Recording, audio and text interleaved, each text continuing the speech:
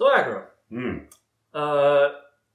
We ended up name dropping. Well, I ended up name dropping Alita Battle Angel in the last video, which got a lot of people asking us, "Hey, what do you guys think of Battle Angel Alita or Alita Battle Angel?" So, for context, we have known that this movie was in production for over 10 years. Yeah, like before we even knew each other. Before we even knew each other, we knew of this movie being in production. I first heard of it in, I think it was like Anime Insider or Anime Invasion, whichever one it was called back then. And yeah, I was just like, oh, James Cameron has the rights to some manga I never fucking heard of. And you were like this huge Battle Angel Alita fanboy. And we're just super excited. And then it never fucking happened. Nope. Aeon Flux happened. the fucking Dragon Ball Z movie finally happened.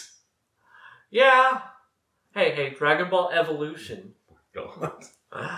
But, shit, Speed Racer got a movie before that movie got made. That's wild to think about.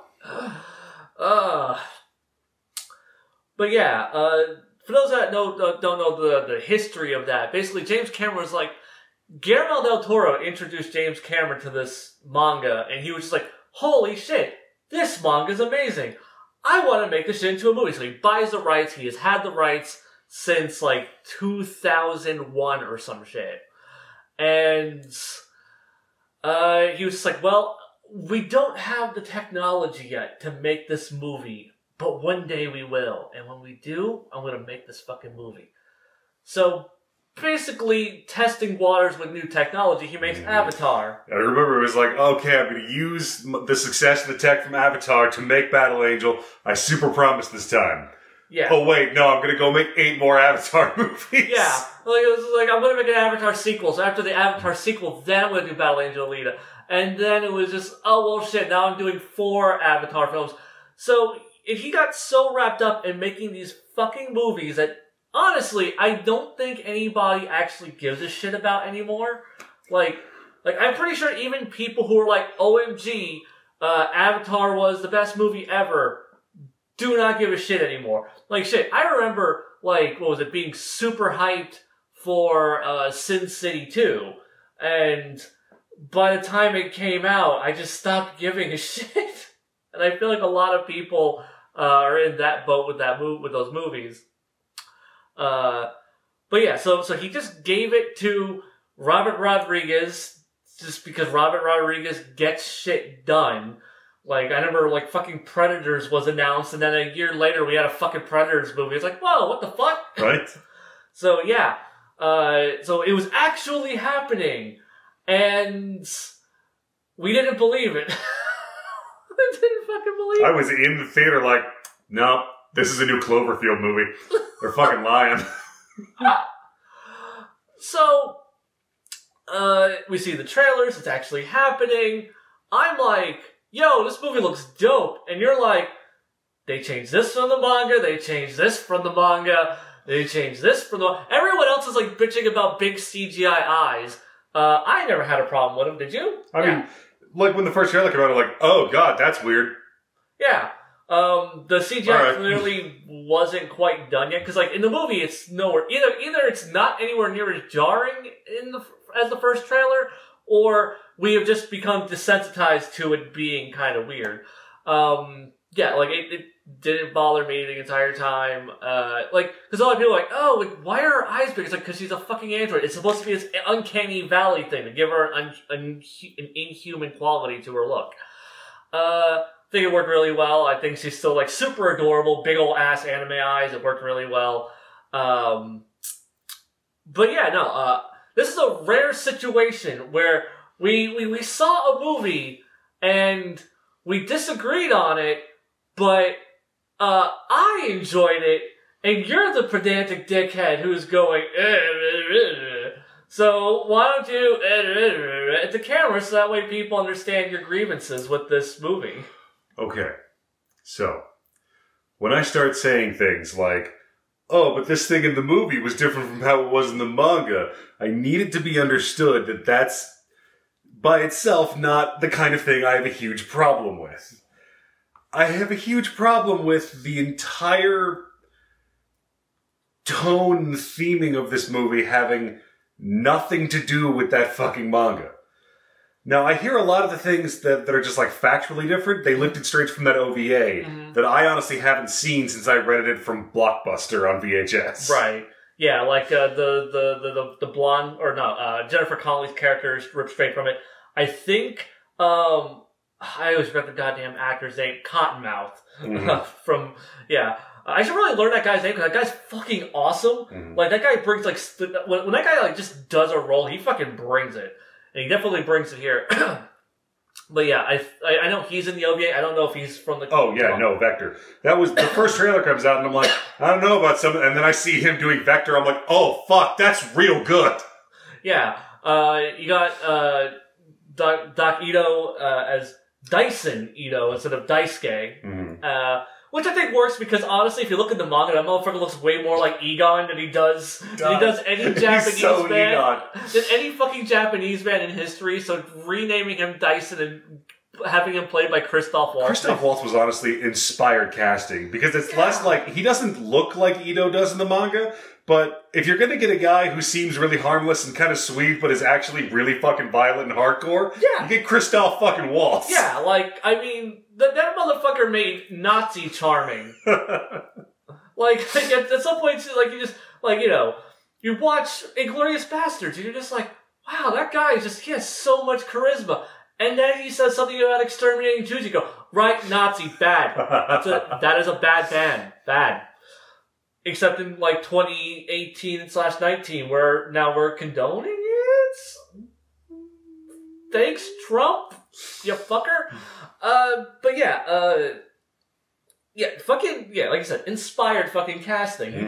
He because I don't think you could put Christoph Waltz in a role where it's kind of like, I'm blanking on the guy's name, who played the accountant from, Drive Angry. Oh, he was not James Woods. Yeah. I always fucking, I blank on his name. I always get mixed up with a different actor, but yeah, he was the accountant from Drive Angry. He was the criminal bank teller from The Dark Knight. He was Shredder in the first reboot Ninja Turtle movie.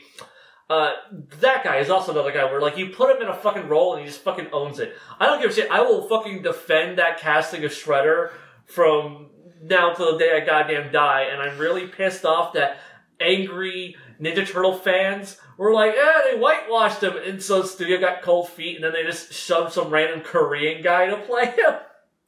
And then the movie didn't make sense anymore because, yeah. But yeah, no, like, Christoph Waltz is like that kind of actor. You put him in any fucking role and he's goddamn amazing. So yeah, going back to your thing about themings and things. Okay, so the scrapyard. Yes. Fucking Iron City, whatever. It's supposed to be a giant shithole. Like an 80s movie Los Angeles in comic books turned up to 11, like living on the razor's edge and shit and garbage, terrible place. Not Mediterranean refugee city from a Ubisoft game. That is a very fair criticism to make, because one of the things that kind of bugged me about the film is that it didn't look grimy enough, because... Like, Iron City is, I'm like, I don't know, this place seems kind of fine to me. Right? Yeah, no. Like, there's a couple of cyborgs in it, I guess. Those guys are weird. In this 95% completely human population. Yeah, no, like it could have used more people with prosthesis, and it could have used a grimier, bleaker aesthetic. Because, like, yeah, when you think of, like, because, like, this is cyberpunk. This is true cyberpunk. So, like, this is, like, we literally just fucking ripped off Blade Runner Cyberpunk. And then we added cyborgs. Which is the same thing Ghost in the Shell did. But yeah, the aesthetic of the film is definitely does not convey it. I think this kind of goes to the... I kind of hate shitting on it, on Rodriguez, because he is a he is a solid worker. Like he always just like the guy makes a movie and is a competent, good movie, unless he's making some schlock for kids. And even then, I guess it's still good for schlock for kids because kids seem to like them. But he is not like a very visionary director. Like he did Sin City, and that's amazing. And he's really good at the grindhouse aesthetic. But when it comes to just doing like a normal grounded film and doing something a bit more stylized like that, yeah, like he just he ended up with like Mediterranean City from a Ubisoft game. Mm-hmm. That like the entire structure of the film is it's based around Alita being really special. Yes. Like they even go pull fucking Desti Nova from later chapters in and Kmart him down into being this weird like works for what do they call it now? Zalem, like works for Zalem weird mastermind thing, and everything is at a single line down from him down to Alita because she has this special destiny related to the war, the last of the floating cities, and it's just so the war from the floating city shit is not in the manga. Like there was a big war that destroyed the orbital ring because there's a whole lot of weird deep cyberpunk lore from later on in Battle Angel, but it's like the last of the floating cities. There were two. And, like, there should still be the, I actually don't remember from the movie. Was the orbital ladder attached to? Yeah, I don't know because I didn't know what kept it up in the manga, so I didn't know what to look for. Because, like, for reference, I originally gave a shot at reading this manga about 8 or so years ago, and I got, like, 3 volumes in, or 4 volumes in. Basically, I got to the rollerball arc, and I decided that Alita was just the most unlikable cunt. For anybody who decided to pick up the manga after watching the movie, she's real cute in the Spine Stealer arc. That shit stops. Yeah, no, like in the manga, and this is where we really start spoiling shit. He didn't like it, I liked it, there you go. I recommend it. Do you recommend? That movie was probably fine. I didn't like it. Right? Yeah. Okay. So, in the manga, in the Spine Stealer arc, Hugo, he is kind of a bad kid. You know, he was fucking, that's the thing, he didn't, just dismantle cyborgs. He fucking steals people's spines, which they established in the manga as irreplaceable. Mm-hmm. That is an actual human spine. It cannot be fucking replaced. You remove someone's spine, they're now or quadriplegics, even if you have them full cyborg bodies.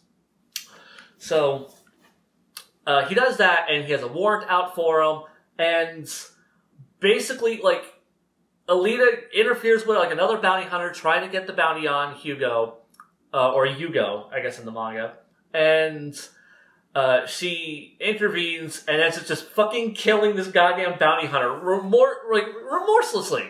It's like that motherfucker's just doing his job like she does her job. She's never given 2 flying fucks if another person might not be that terrible. No, her entire morality goes out the window because of some dick. I do not stand by in the presence of evil. And So she murders, and then, Yugo fucking dies, and then she, goes on, some, I'm fucking, emo shit, and she goes and fucking, joins a bitchin' rollerball team.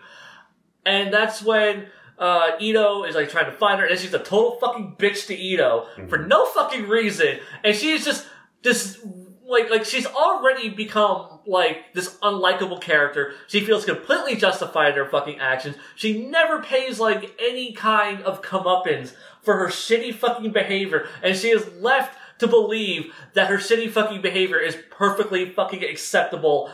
And it just pissed me off. And I just could not read any more of it.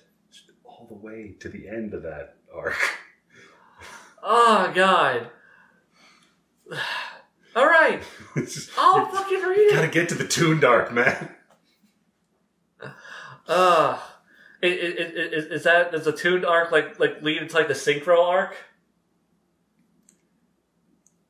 I want you to remember you said that. Uh-oh. Oh, God.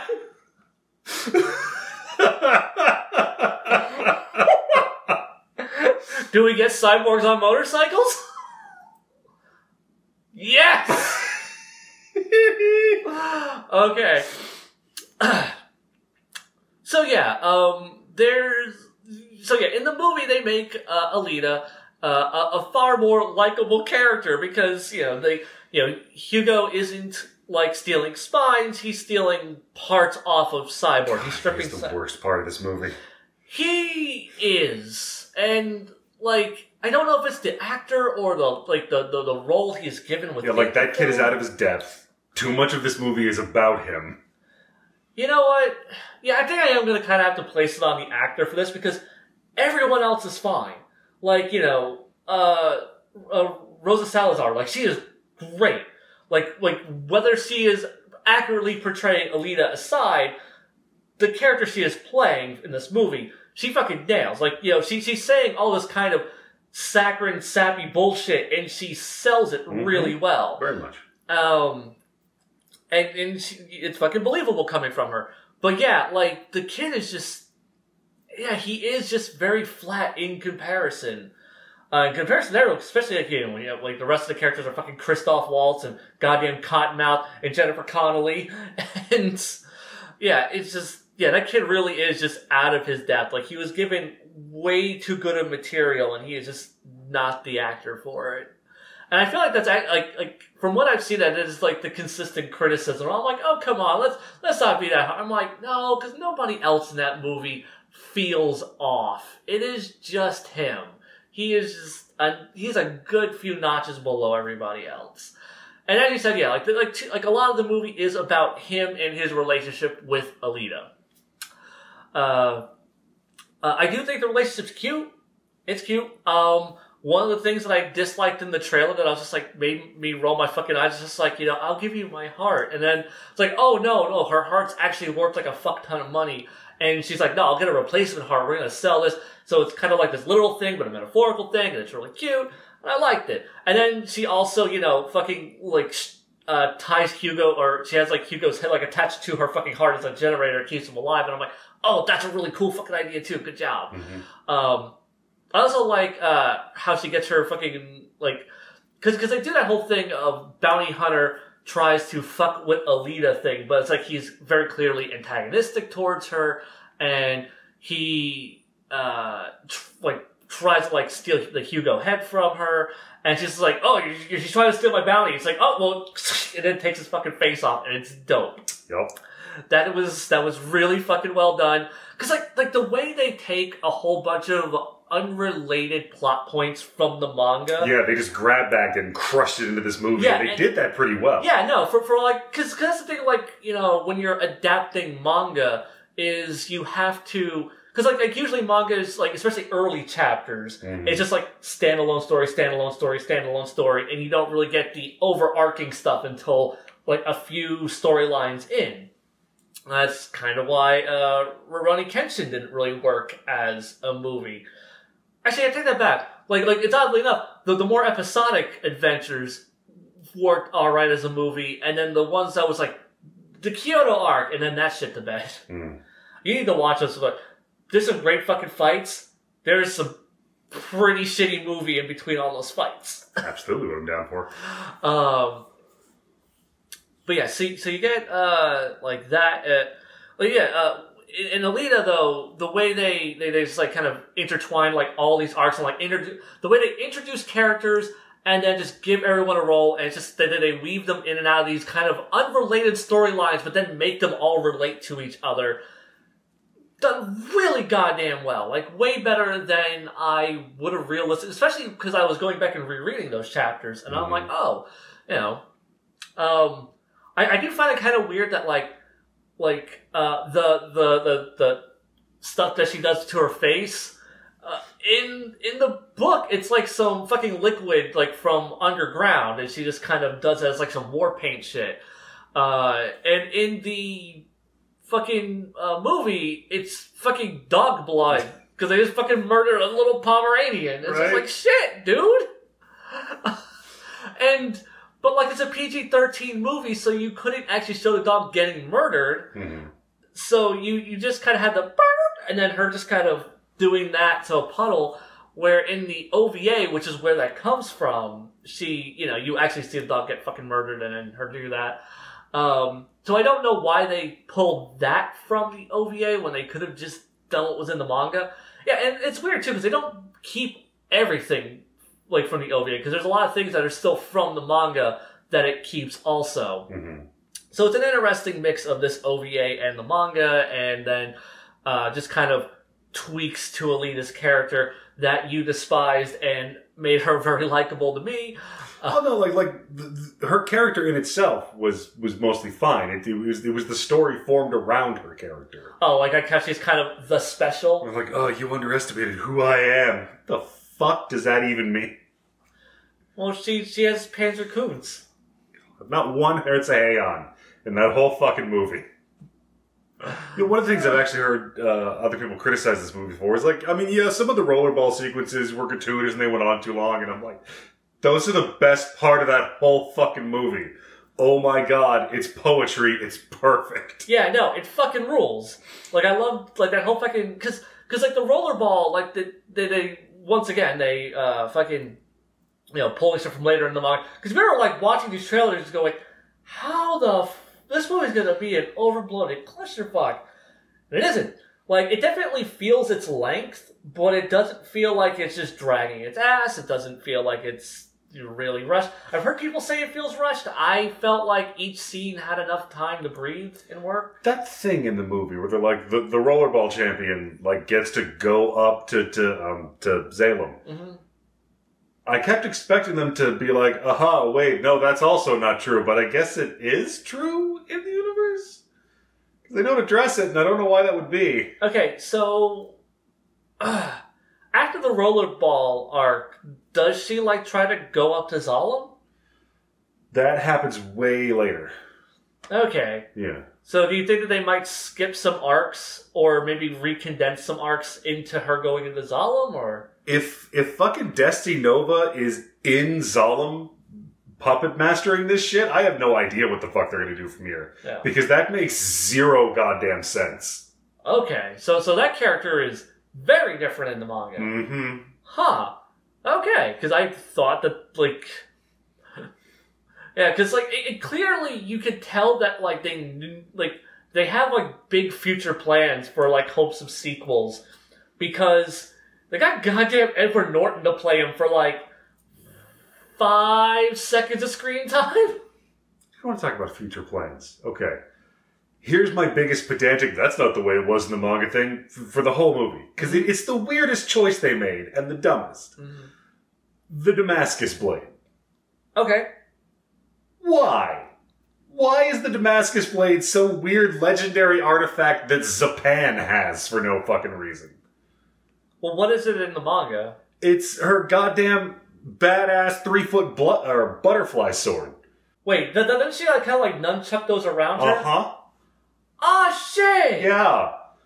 Oh, man! Right? So why it's this fucking ergonomic-handled purple Power Rangers bullshit? Oh, man! Mm-hmm. Robert Rodriguez, why didn't you go goofier? Shit, man, that would have been fucking dope. Mm-hmm. Also, can we just say, man, this movie is, violent as shit for PG-13. It's a hard 13. Yeah, I didn't think the hard PG-13 even fucking existed anymore. It's just PG-13 movies are all bloodless, dickless, fucking just... They're Avengers movies. They are meant for children, but they're just edgy enough to make adults not feel like they're watching kid stuff. Which, is... It's what you should think of when you think PG-13, but, when we started PG-13, that shit was a racket. I think you mean, it was in its glory days. Man. Oh my god. So, alright. A note on names. Yes. Because, you've got Alita, which is... I'm not really... I don't know where it comes from, but it's from the English translation. When they first brought the series over, they didn't call her Gally, they called her Alita. Mm-hmm. For some fucking reason, and it just stuck. Yeah, that is one of the oddest choices, Because, like, even when they retranslated the manga... Like, yeah, they changed it from Tefaris to Zalem, but it's still Alita, because that's the brand. It's Battle Angel Alita. Huh. And what's interesting, too, is that in the dub of the OVA, they still call her Gally. Mm-hmm. So they kept that, because the OVA's English name is just Battle Angel. They took the Alita off, because they didn't have the Alita part. Also, this movie oddly swapping the title around to Alita : Battle Angel. Yeah, I know. I refuse to fucking call it that. It's one of those things where I'm like, I don't see the point in that other than the joke of James Cameron only makes movies that start in A or T. Which is dumb, but when someone said it, I was like, nah. Avatar, Abyss, Titanic, Terminator 2, Aliens. Oh shit. Yep, he's a big TNA guy. So, the scene where Christoph Waltz names Alita. Mm-hmm. As soon as it starts, and there's like, you know, she's like, "Can I have a name?" He's like, "Alita." And I see the look on his face, and I'm like, "Oh no. No, they're inventing," and then it happened. They invented a dead daughter for that name to be from. No idea why. Well, because it's like, like I kind of get it, like, you know, that it's they're doing kind of like the replacement daughter thing. They're trying to create a more emotional connection. Like, yeah, it's his cat's name. Huh? It's his cat's name. Alita is the name of Vito's old cat. Yeah. Okay, well, you have to understand that American audiences need more feels in their movies. That is really funny, though, that it's just his fucking cat's name. Also, oh man, as long as I'm on the weird nitpick train. Okay, so we replace, I can never remember his name, but Ito's assistant. Yeah. In the manga is this dumpy, drunk, metal plate-headed dude. It's a cool character design. They replace him with the woman with, like, the cool flip-out arm. Yeah. Which I'm like, okay, that's cool. Minor character, no big deal. Like, that's a cool design. Yeah. Why is Joshigan white? Who's Joshigan? Joshigan is, like, the best rollerball guy. Oh! Motorball, yeah. Yeah, it's just like they show him in one scene getting re-outfitted, and I don't know why he's white. It's just weird. Huh. Well, what color was he in the manga? I'm pretty sure he's some kind of Indian. He's either Indian or he's anime ambiguously brown. Okay. Alright. Yeah, that is weird. Like, I'd have to, like, go back and rewatch the movie, which I probably should, just so it's like fluff out that box office a little bit. Because, man, like, thank you, China, for rescuing this fucking movie. Because, holy crap, it didn't deserve to bomb. And it's, like I said, I went on this tangent before about, like, yeah, everyone wants to fucking bitch about, oh, we don't have good representation in mainstream movies. It's just like, hey, you just got a big budget mainstream fucking movie. And with a woman of color, and you didn't see it. Mostly CG, high-concept sci-fi. Yeah, you know what? The Matrix was a thing in 1999 and blew the fuck up. Yeah, that's the thing. That's the thing that kills me. It's just like, the Matrix would bomb today. If the Matrix it was the 90s. It was a different time. It was a better time. Well, I mean, the spy, you know, if you ignore, like, all, like, the homophobia and, like, a lot of the racism. The AIDS denial. Yeah,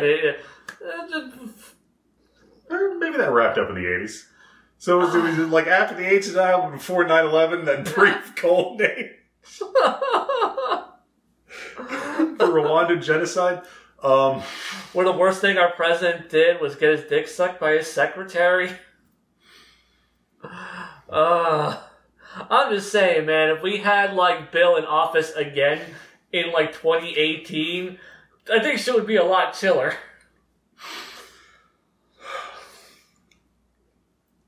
So yeah, there's a bunch of really cool visuals in this movie. Mm-hmm. There's a bunch of bizarre detail changes. Yeah.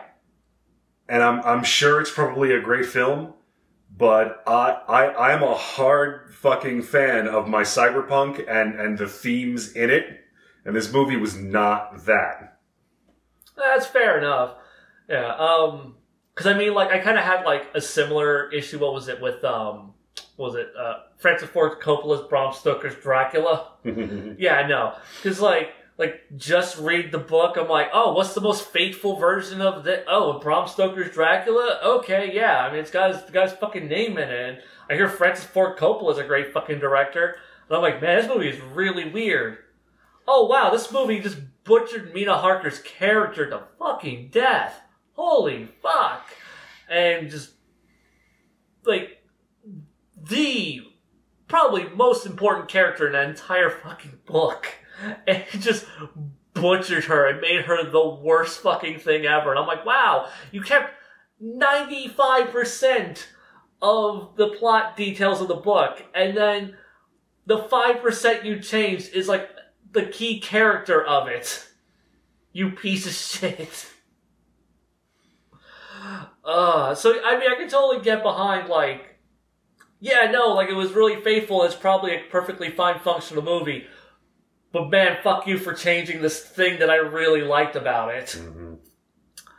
But yeah, no, like, I really liked it, because, like, I love good, high-concept sci-fi, especially cyberpunk. We don't get enough of it.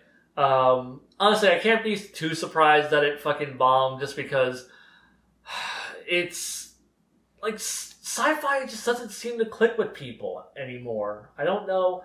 Honestly, I wonder if sci-fi ever clicked with people, because I feel like sci-fi is one of those things that, like, people retroactively give a shit about after Blade Runner. Nobody gave a shit about Blade Runner when it came out. It bombed, and then it became this cult classic. Like, I feel like if you do a sci-fi movie, it has to be more low concept, or if it is high concept, it has to be more fantastical. Your Star Warses, or what was the other one I was thinking about? Back to the Future. You know, bit more fun, a bit more like coming of age story type shit. You know, something that like the average schmuck can relate to. Nobody can relate to women. I mean, they're practically robots.